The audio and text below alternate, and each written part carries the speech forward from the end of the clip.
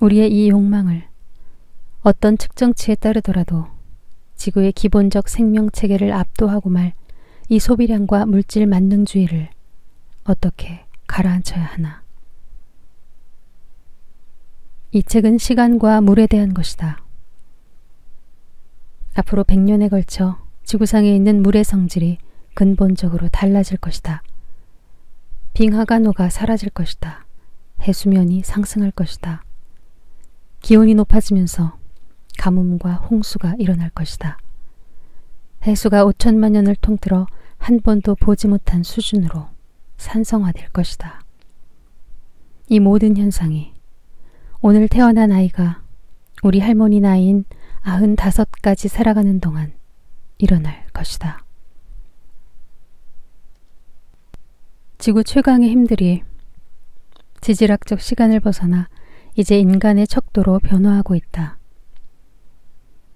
예전에는 수십만 년이 걸리던 변화가 이젠 100년 사이에 일어난다. 이 속도는 가히 신화적으로 지구상의 모든 생명체에 영향을 미치며 우리가 생각하고 선택하고 생산하고 믿는 모든 것에 기반이 된다. 우리가 아는 모든 사람, 우리가 사랑하는 모든 사람에게 영향을 미친다.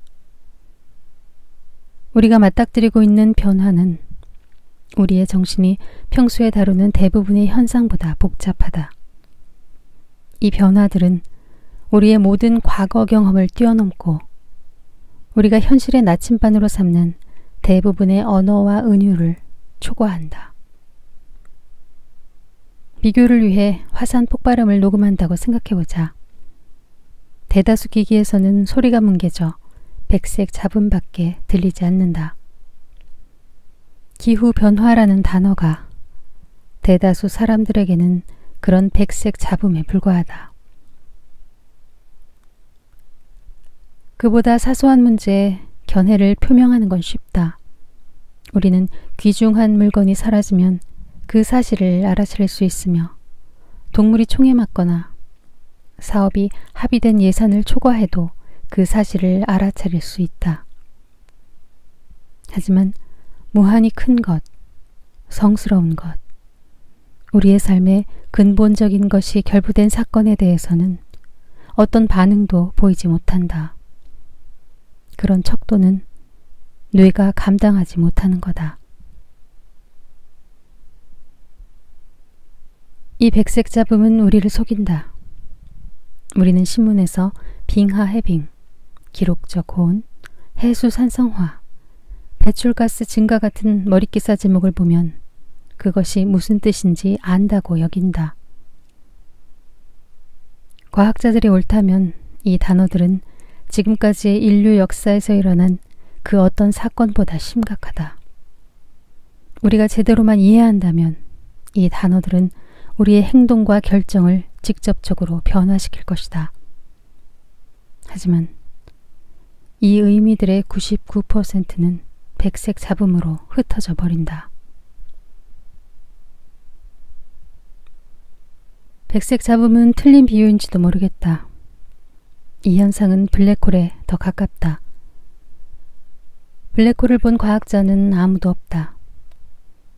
질량이 태양의 수백만 배나 되기에 빛을 모조리 흡수해버리기 때문이다.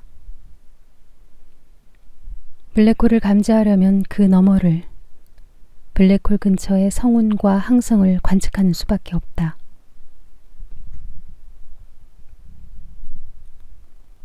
지구상의 모든 물, 모든 지표면, 전체 대기에 영향을 미치는 문제들도 너무 거대해서 모든 의미를 흡수해버린다.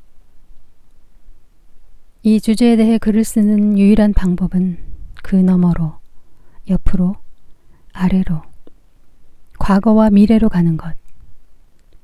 개인적이면서도 과학적인 태도로 신화의 언어를 구사하는 것이다. 나는 이 주제에 대해 쓰지 않음으로써 써야 한다. 뒤로 돌아감으로써 앞으로 나아가야 한다. 우리는 생각과 언어가 이념의 굴레에서 해방된 시대를 살아가고 있다. 옛 중국의 저주가 실현된 시대를. 아래 번역은 분명 오역이겠지만 뜻은 통하리라. 흥미진진한 시대를 살아가시길.